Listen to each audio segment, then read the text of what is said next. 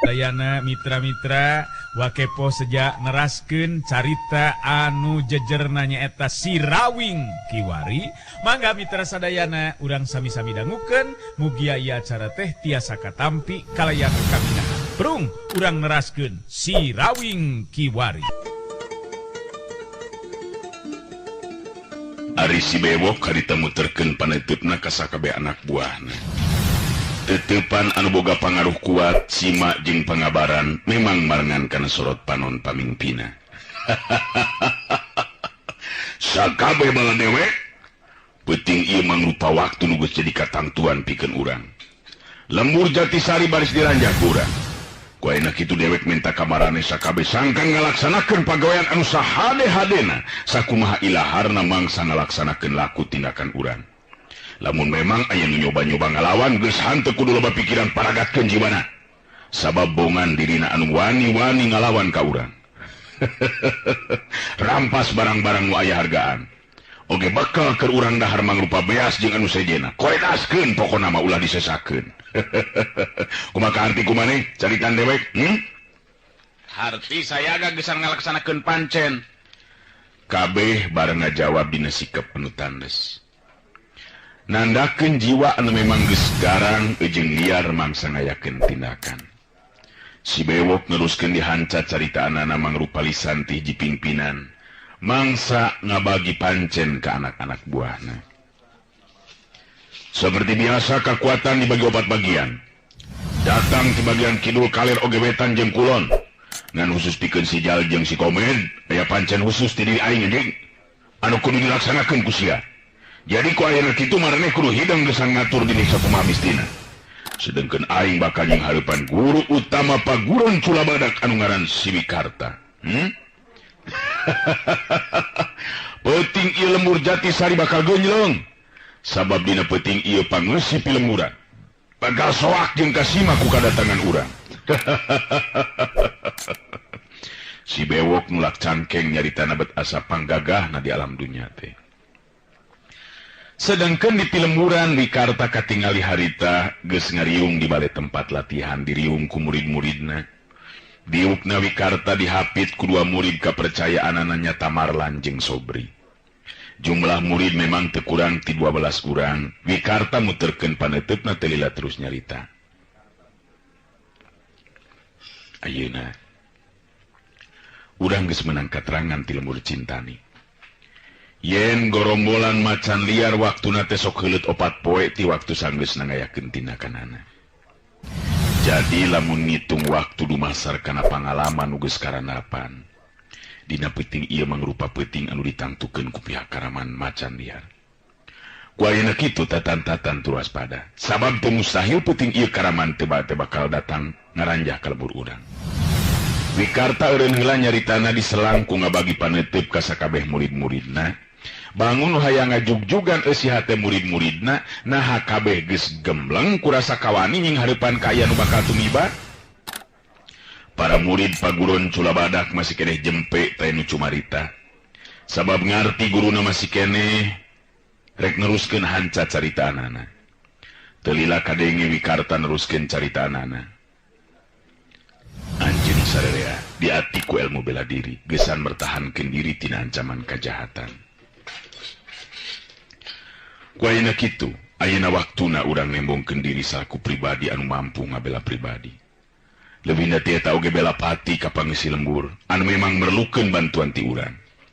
Sing jadi catetan ngalaksanakeun pancen merangan kajahatan, ngandung harti sikep hiji satria. Kumaha ka harti? Kartos. Kartos, Pak. Kabeh nembalan saur manu. Taina mah urang pada ieu waspada. Lantaran jumlah urangan 15 urang, ku ayeuna kitu urang atur gesan ngabagi diri bari sakalian dibantu ku lalaki pangeusi lembur memang boga kawani. Ngan ulah gagabah dina ngayakeun tindakan. Tetep kudu hati-hati tur tarapti sarta gunakeun akal jeung pikiran sahade-hadena. Ulah ngan ukur dumasar kana ilmu bela diri wungkul.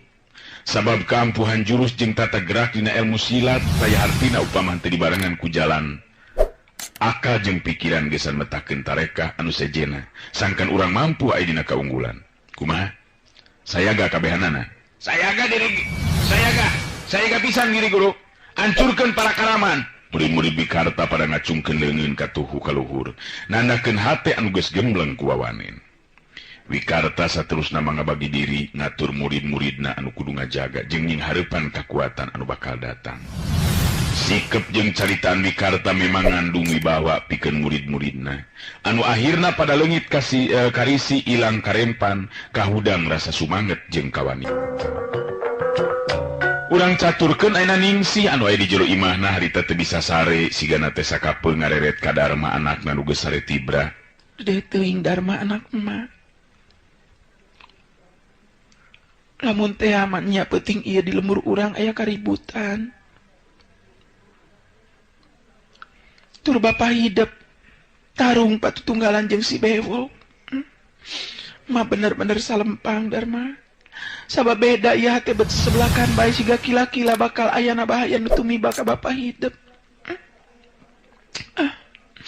Kang Wikarta, padahal naon untungna pikeun urang ngabela jalma nu lian bari urang neangan picilakaan. Gusti, Pangeran nu kawasa.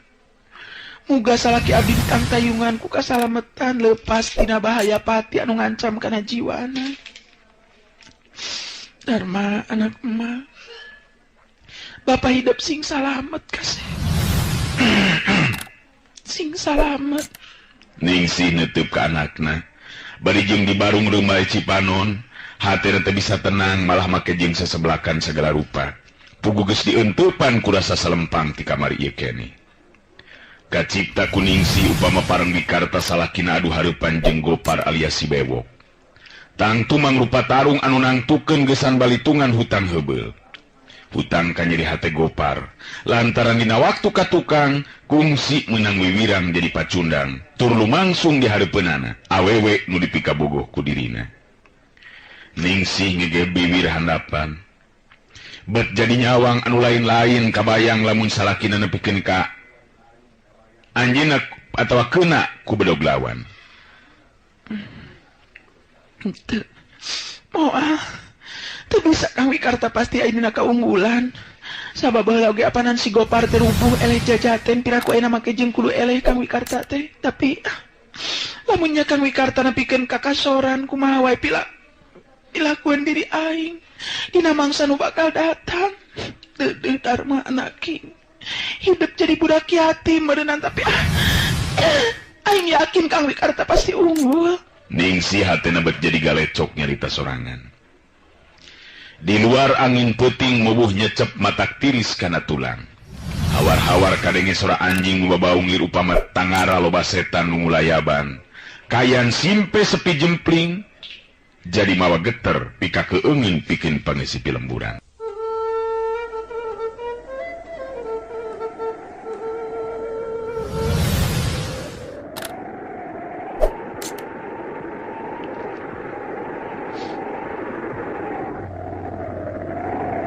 Curingkang, celeng kolebat celeng curingkang.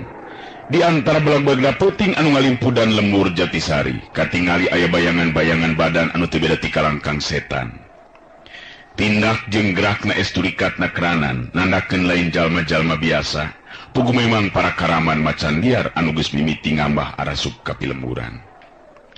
Akhirna geus bisa dihalangan atau geus teu bisa dihalangan. Kasimpe peuting harita jadi pahibut ku ayeuna bantrokan kakuatan. Ting belentrangna pakarang seukeut anu bantrok nambahan ka keung jeung sieun pikeun pangisi pilemburan. Sokomo tutas dituturkeun ku sora anu ngageronahan ka nyeri alatan beunang ku pakarang lawan. Bekitu puguh hate pangisi lembur anu ngahep-hep di jero imahna masing-masing. Nambahan tagihurna hate maranehanana dina wangsa harita. Di antara nu keur tarung adu kabisa dina hal ilmu bela diri jeung olah tanaga. Katingali di tempat anu rada anggang dina lahan anu cukup lega dua jirim adu hareupan. Dua anana pada pancuh kuku dina tangtunganana si Bewok neuteut anteb ka Wikarta. Mulak cangkeng bari ngusapan janggotna. Sikepna jelas bangun nguntu pisan ka Wikarta. Paneuteub Wikarta seukeut ka hareup. Dirina geus sayaga sapinuhna geusan adu hareupan jeung si Bewok nu kungsi saguru jeung manehna. Telila kadenge si Bewok cumarita sorana anu handaruan mubuh matak sentar hate anu borangan. Wikarta! Tersangka siapa tinggi akhirnya orang bisa tepung ngawung, ngan jelas dewek geus lain si Gopar deui anu baheula kungsi babarengan jeung sia. Tapi ayeuna maneh keur adu hareupan jeung si Bewok, jaduna gerombolan macan liar. Kumaha geus aya gagasan ajal di langit dewek Wikarta. Bewok. Kuring memang geus maca ti anggalna yen anu datang ternyata Andika pisan. Ngan ku teu sangkana teh tindak laku anjeun jadi lulugu para karaman. Sikap Wikarta mah tetep tenang tapi pinuh kawaspadaan. Wikarta, teu kudu ngarasa kaget sia. Sabab pikeun diri aing teu hayang jadi jelema bener ngarti. Aji teh sia. Nu penting dina wanci penting ieu diri aing baris mayar hutang ka nyeri lantaran kungsi wiwirang jadi pacundang. Ngan penting ieu mangrupa penting panungtungan pikeun maneh Wikarta. Sikap si Bewok memang sombong pisan. Bangun anu geus yakin dirina baris mampu ngalajiwa Wikarta nu jadi lawana. Ari Wikarta maju salengkah ka hareup sukuna geus tatan-tatan gesan ngawangun kuda-kuda jang pasangan. Wikarta, aing geus moal eleh ku sia dina mangsa ayeuna. Kabeh. Ngomong goblok. Teu kudu bacarita ieu mah. Kira pesat eta bedog tina warangkana. Kira pesat. Ngan kade awaskeun masing iatna lamun bedog si Bewok geus kaluar tina tempatna. Cadu make kudu asup deui lamun tacan nguyup getih lawana. Nu mata penting ieu pamungkas keur hirup maneh Wikarta. Wikarta nenangkeun getaran amarah jero dadana. Sabab dirina oge sadar sikap jeung caritaan si Bewok ngahajasengkan budal amarahna. Bewok. Pikeun si Wikarta moal kudu serab atawa seber jeung jejerih ku pati mangsa adu hareupan jeung anjeun jadug rampog anu ngan ukur nebarkeun mamalaka sasama. Urang tantukeun penting ieu. Kuring atawa anjeun anu bakal ngalaman hirupan untungan. Tantu maneh goblok nu bakal kasan jiwa Wikarta. Ulah disarwakeun kayan si Bewok jeung keur baheula. Eueuh hartina aing ngalalana nambahan ilmu ti opat guru.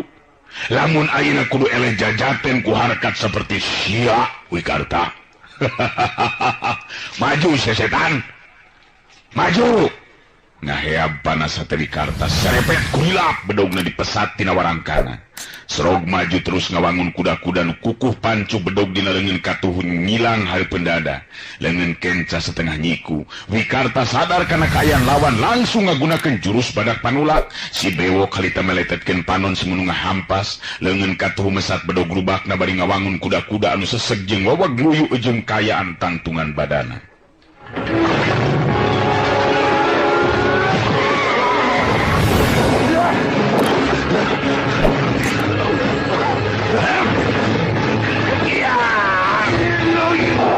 Wikarta geus teu micen di waktu ngacorelat badana muka panarajang nu munggaran. Bedogna ngolebat lir kilat ngalah kana beuheung si Bewok. Si Bewok mah geus sayaga ti anggalna bedog dina leungeunna matama pagdatangna bedog lawan. Trang silalatuan seuneu balukar tina bantrokan dua bedog keluar. Marengan ngajarik jeugna badan Wikarta mundur dua lengkah ka tukang. Karasa sasing sileumeun leungeun Wikarta nu nyekelan bedogna. Wikarta sadar jelas tenaga lapisan anu dipibanda ku si Bewok geus jauh maju lamun dibandingkeun jeung keur waktu babarengan aya di Argabinan. Kaluarkeun ilmu maneh Wikarta. Coba keterukeun pamisa sia teh sia. Pangarti sanga kabisa sia teh budalkeun tenaga lapisan maneh. Penting ieu ilmu maneh moal aya hartina pikeun si Bewok.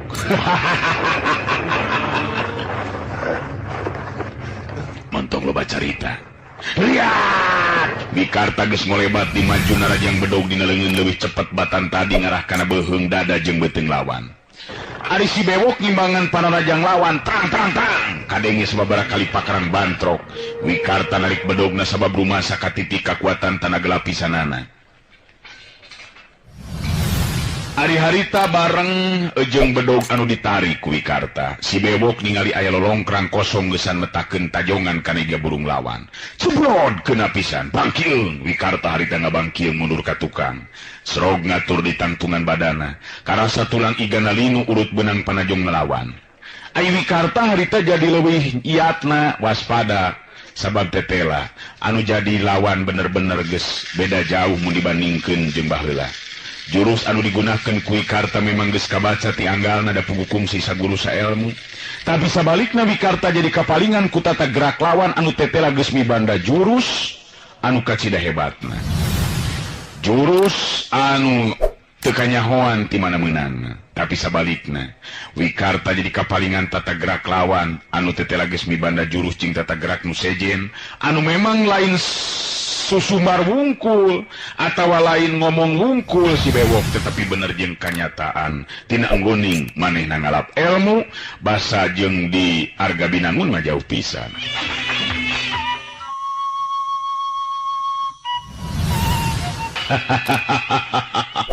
Kakara iga nu beunang Wikarta sakeudingna mah bohong maneh nu ngagelenceng tadah ieu ayeuna panrajang aing ieu.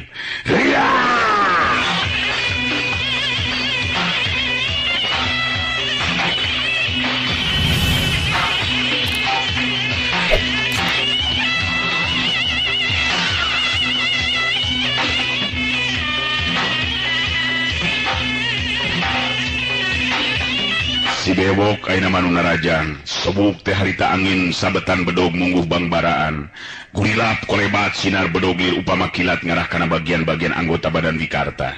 Ti mimiti sirah dada beuteung cangkeng jeung suku mangrupa gerak-gerak ilmu silat anu bener-bener ampuh tur ngabahayakeun sokoma bari dibarengan ku kakuatan tenaga lapisan. Tapi Wikarta oge teu bodoh dirina surti lamun balanga saeutik tangtu bakal silaka. Badana cocorelatan di antara tingkulilapna sinar bedog lawan sakapeung kadenge sora pantrokan pakaran dituturkeun ku petelan-petelan seuneu tina dua bedog.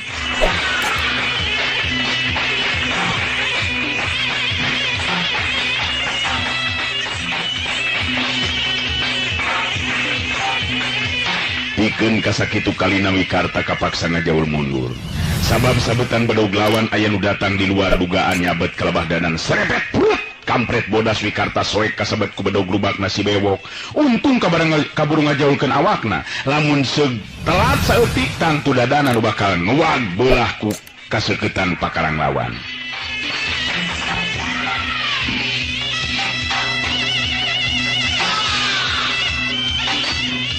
Nageter hate Wikarta waktu harita bari ngareret baju kampret nanu soek parat tina dada nepi ka handap. Nyaan tetela si bewok lain lawaneuna taat ieu. Meh we bidi di aing jadi korban sabetan pakarang lawan. Bener-bener geus jauh maju elmuna si bewok. Na mampu kira-kira ngadiri aing ning harepan kakuatanana. Malah kakuatan tenaga lapisan anu dipibandana jelas lebih kuat batan tenaga lapisan aing. Atuh nyaan teu sangka si bewok. Wikarta ngupat jero hatena sabab jelas karasa ina mah kahebatan si bewok mangsa ngadu kakuatan. Kumaha Wikarta? Ai Wikarta. Bisa sia teh? Ha? Bisa. Bisanya. Kumaha kahebatan ulin bedog aing, ha? Eta kakara bagian kahiji dina ilmu dasar pangrejahna ta. 10 jurus ampuh pikeun ngarecah badan jalma. Ayeuna awas jurus kadua ieu.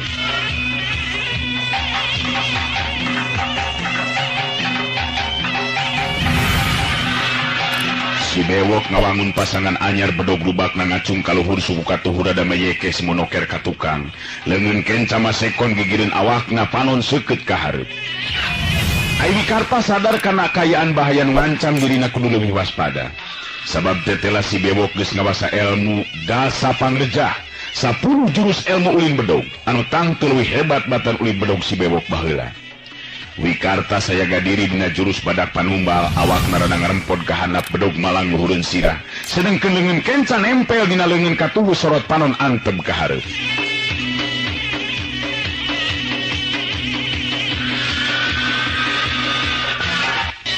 Iya modar si Wikarta Kolebat gerakan si bewok lebih cepat batan tadi. Wikarta metokkan bedogna nutupan badan tina sabetan bedog lawan.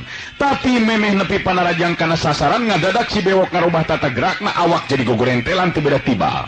Bari bedogna muih lir kitiran ngarah sapasang suku Wikarta beunang. Wikarta kaget anu lain dikieuna sabab teu nyangka lamun panarajang lawan ngadadak robah sarupa kitu.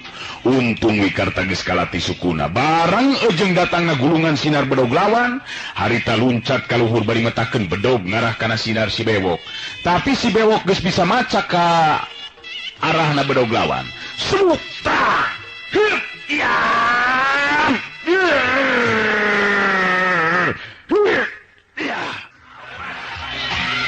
Wikarta usaha satekah polah ngabendung panarajang lawan. Bedogna nutupan kelemahan anggota badan tina sasaran lawan, tapi ilmu dasar pangrejah memang hebat. Di luar kemampuan Wikarta pikeun ngakisna bedog si bewok keuna pisan nyebet beuteung Wikarta anu harita ngarempodkeun awakna ka tukang. Siut!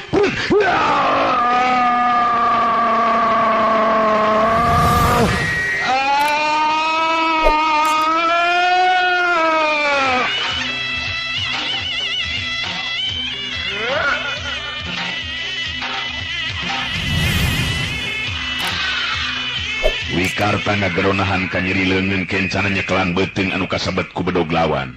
Si bewok nyerenge seuri-seuri iblis anu ngarasa puas lantaran panarajangna keuna kana sasaran. Kakana beuteung Wikarta. Sakedeung di mah awak maneh beunah dua. Coba budalkeun pangabisa maneh nu jadi andalan teh. Maju sesetan atawa aing deui nu maju, Sanajan beuteung geus status sarta ngalubarkeun getih, tapi Wikarta teh jejeri sigana teh. Sikepna tetep teuneng nudeung nying hareupan naon rupa anu bakal karandapan. Bewok, pikeun diri kuring geus nekat. Lamun memang kudu ajal kuleungeun anjeun, teu nanaon. Nu penting kuring geus usaha, geus ngungkulan kajahatan. Beda samat indung bapa maneh Wikarta. Sabab sakedeung di bedog bakal ngareca awak maneh. Tah ieu. Lihat, sabulung sinar bodas nu mangrupa sinar bedog anu meta ka cida cepetna ngurung deui tangtungan badan Wikarta. Sanajan Wikarta usaha sateka polah mertahankeun diri sarta ngabendung panarajang lawan, tapi teu mampu. Ngadadak bedogna ngacleng tina cekelan dituturkeun sabetan-sabetan bedog lawan anu ngahujanan kana sakujur badana. Dalig deug. Keburu we badan Wikarta teh namru rubuh mani getih. Caturkeun harita ningsih nu aya di jero imah kaget sabab bantu imah aya nu ngagodobrak ti luar. Anu memang si Jalil jeung si Komed anu harita datang pikeun nyulik ningsih, nuyu jeung parentah si bewok teh. Sahayeun. Rek naon datang asup ka imah teh sapan? Saha? Jalil jeung si Komed ngan ukur silih reret duanana saleuri bari terus si Komed nyarita. Teu kudu loba tatanya ieu nama Nyai. Wayah namilu jeung akang sabab Nyai geus kuduna ninggalkeun di tempat. Si Komed jeung si Jalil langsung ngarejengan ningsih anu masih keneh kaget ku eta kayaan. Darma nu keur sare harita jadi hudang ningali indungna keur direjangan ku dua lalaki. Darma jadi kahudang kawanina. Langsung harita ninggang beuteung si Jalil nepikeun ka seueul anganna ditotog ku Darma. Muru waktu di Barung jeung kaget sarta amek Jalil geus teu mikirkeun yen Darma teh budak leutik. Suku katuh si Jalil metana jong satarikna kana puceu Darma disusu ku sabetan bedog kana lebah beuheung Darma. Najan nya kabeunangan ku tonjongan atau ku tajongan Jalil. Tapi Darma teh saeutikna geus dilatih dasar ilmu silat, nyaho bahaya anu datang gancang miceun sirahna nyingkahan sabetan bedog lawan. Tapi lantaran gerakan si Jalil memang cepet, akhirna ceuli Darma beulah kenca beunang kasabet rampung bagian luhurna disabet bedog si Jalil. Aduh,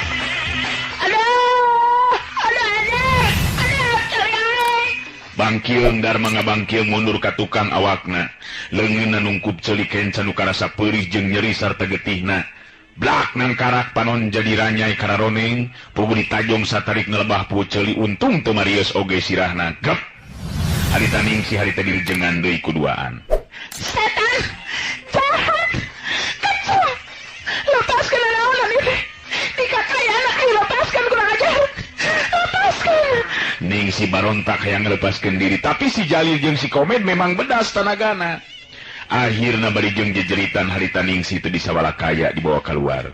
Memeh Darma kapaehan masih keneh ngadenge sora jeritan anu jadi indungna, saperti kayan Wikarta mangsa ngaraksakeun ka nyeri dina sakujur badana anu geus mani getih masih keneh bisa ngadengi sora pamajikan anu jejeritan beuki lila beuki ngajauhan.